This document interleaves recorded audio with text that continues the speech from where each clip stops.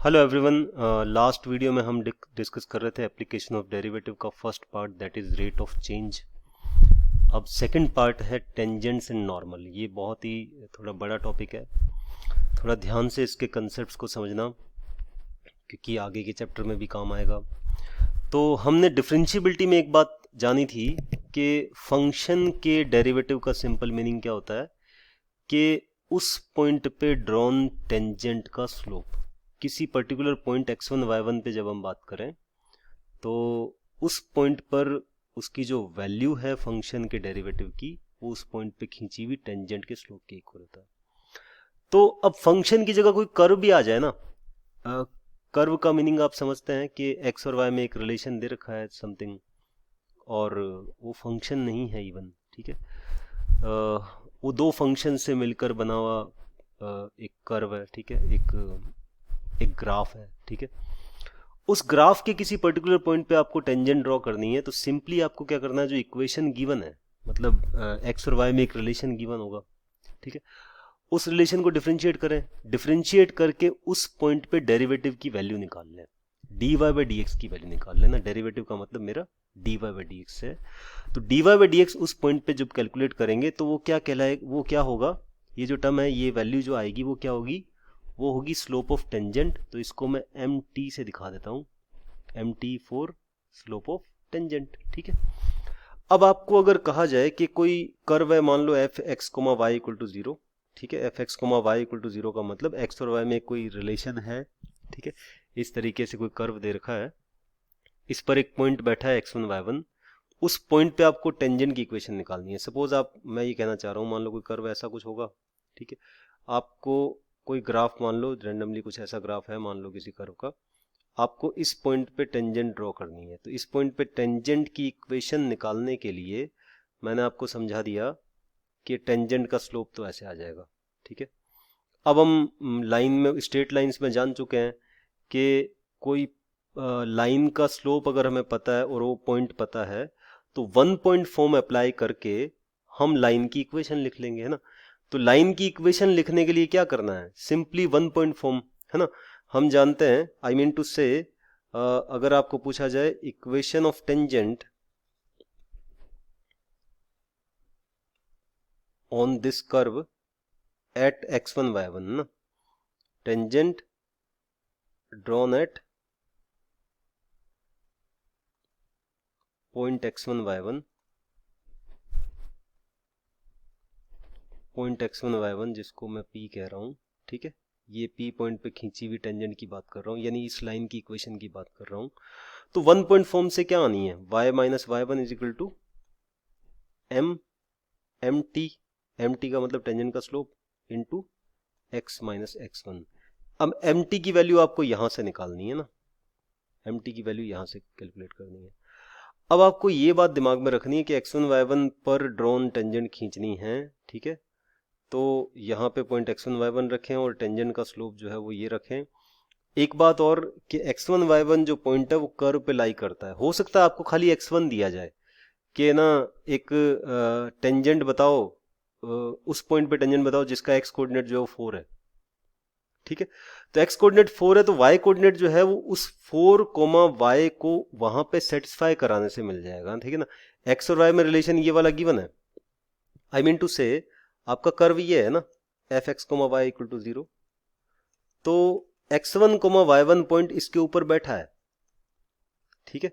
तो x की जगह x1 रखोगे, y की जगह y1 रखोगे, तो उसको सेटिस्फाई करेगा। तो अगर मान लो x1 गिवन है तो y1 अपने आप आ जाएगा, ठीक है। तो y1 आने के बाद में यहां रखना है और उससे टेंजेंट की इक्वेशन आ जाएगी, ठीक है। तो सिंपल सा फंडा भी, डेरिवेटिव निकालो, डेरिवेटिव की वैल्यू उस पॉइंट पे निकालो, that means the slope of tangent, and slope of tangent आने के बाद में वन पॉइंट फॉर्म अप्लाई करो। वन पॉइंट फॉर्म लगाते ही आपकी इक्वेशन ऑफ टेंजेंट आ गई है, ठीक है। y minus y one equal to m t into x minus x one, ठीक है। एम टी का मतलब डेरिवेटिव की वैल्यू एट दैट पॉइंट, ठीक है।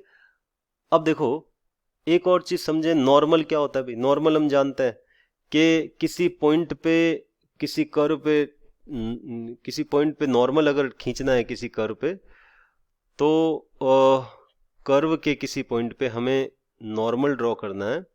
तो उसका मतलब होता है उस पॉइंट पे खींची हुई टेंजेंट के perpendicular line.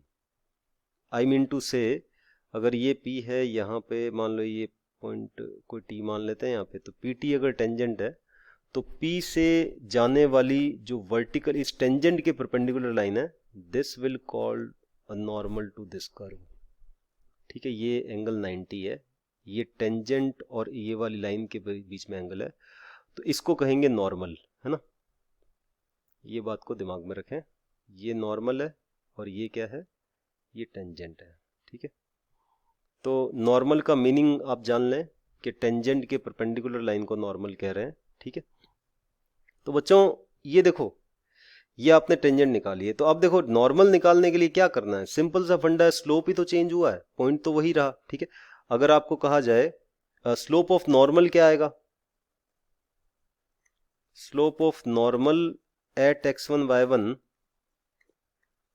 Eight x1 y1 जो है क्या आना है, ऑब्वियसली हम जानते हैं ये जो लाइन है वो उस टेंजेंट के परपेंडिकुलर है, तो ऐसा कर देते हैं, है ना, ये तो बात हम जानते हैं। यानी आई मीन टू से ये जो आपका नॉर्मल आ रहा है, ये नॉर्मल इस टेंजेंट के परपेंडिकुलर है, तो टेंजेंट का स्लोप तो मैंने बता दिया आपको, वो ऊपर हमने डिस्कस कर लिया। तो नॉर्मल का स्लोप क्या हो जाएगा, माइनस का 1 अपॉन टेंजेंट का स्लोप, है ना, ये हम जानते हैं, दो परपेंडिकुलर लाइन की प्रॉपर्टी, दो परपेंडिकुलर लाइन के स्लोप्स में रिलेशन m1 m2 -1, वो लगा के हमने ये कर लिया। ठीक है, तो mn की वैल्यू क्या है, माइनस का 1/mt, तो सिंपल मीनिंग है नॉर्मल के स्लोप की वैल्यू कितनी आ गई, माइनस का 1/dy/dx eight that point, dy/dx की वैल्यू एट x1 y1। ठीक है, x1 y1 पे हम उसकी वैल्यू रखेंगे, वैल्यू निकालेंगे तो ये नॉर्मल का स्लोप आ जाएगा। ठीक है, तो सिंपली हमें चाहिए क्या, इक्वेशन ऑफ नॉर्मल चाहिए मान लो, तो इक्वेशन ऑफ नॉर्मल क्या हो जाएगी, वही 1 पॉइंट फॉर्म लगाएं, है ना, equation of normal eight P मैं कह दूं तो हमें क्या लिखना होगा, ये 1 पॉइंट फॉर्म जानते हैं हम। ठीक है, हम जानते हैं कि पॉइंट हमारा है x1 y1 और उसका जो स्लोप है, लाइन जो हम निकालना चाह रहे हैं, उस लाइन का स्लोप क्या है, mn, तो mn और x1 y1 की वैल्यूज पुट करोगे, नॉर्मल की इक्वेशन आ जाएगी। ठीक है, तो ये सिंपल सा फंडा है। अब हम इस चीज को क्वेश्चन से समझते हैं। ठीक है, क्वेश्चन, सिंपल से क्वेश्चन से स्टार्ट करते हैं बच्चों। Find equation of tangent to the curve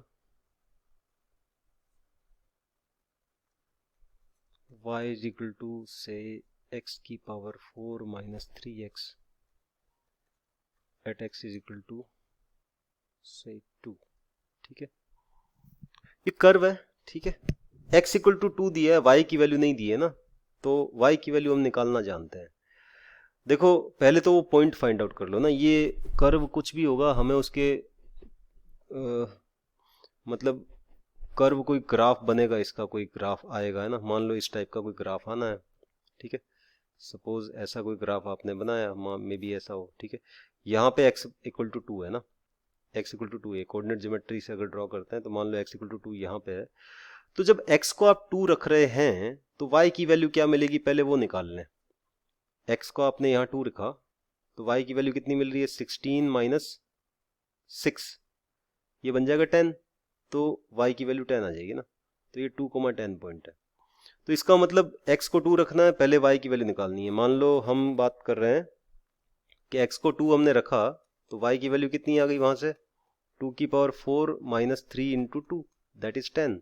ठीक है, तो इसका मतलब we have to draw tangent at 2,10, यानी हमें इस पॉइंट पे खींची हुई टेंजेंट की इक्वेशन निकालनी है, यानी ये टेंजेंट हमें निकालनी है ना, इसकी इक्वेशन फाइंड आउट करनी है। तो इक्वेशन के लिए मैंने आपको फंडा बता दिया कि हमें तो डेरिवेटिव की वैल्यू चाहिए उस पॉइंट पे, डेरिवेटिव की वैल्यू ही टेंजेंट का स्लोप है। तो आपको देखो y गिवन है ना, वो x और y में जो रिलेशन की बात जो हम कर रहे थे वो यही रिलेशन है ना, तो हम यहाँ पे ये जानते हैं, इसका डेरिवेटिव निकालना भी जानते हैं। y का with respect to x derivative निकालेंगे तो क्या आएगा 4x क्यूब माइनस 3। ठीक है, अब आपको ये वाली वैल्यू रिक्वायर्ड है, कब रिक्वायर्ड है, इस पॉइंट पे रिक्वायर्ड है भाई।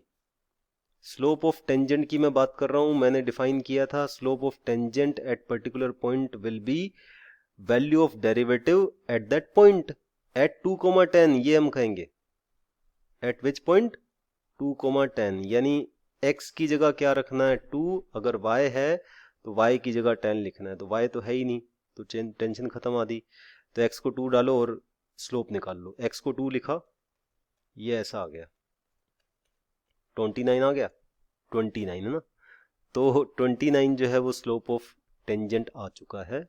अब आप 1 पॉइंट फॉर्म से लाइन की इक्वेशन निकालना जानते हैं, therefore equation of tangent will become, therefore equation of tangent will become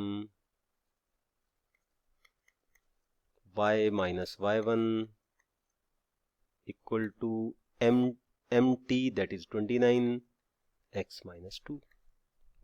ठीक है, मैंने क्या किया है देखो, सिंपल टेंजेंट का स्लोप निकाला है और सॉल्व कर लिया है, तो इसको थोड़ा और सिंप्लीफाई करना चाहो, ax plus B Y plus C की फॉर्म में कन्वर्ट करना चाहो तो ये 29 को अंदर मल्टीप्लाई करो, y को यहाँ ले आओ और ये 10 को भी यहाँ ले जाओगे तो माइनस का 58 यहाँ पे है, प्लस का 10 हो जाएगा तो माइनस का 48 आ जाएगा ना।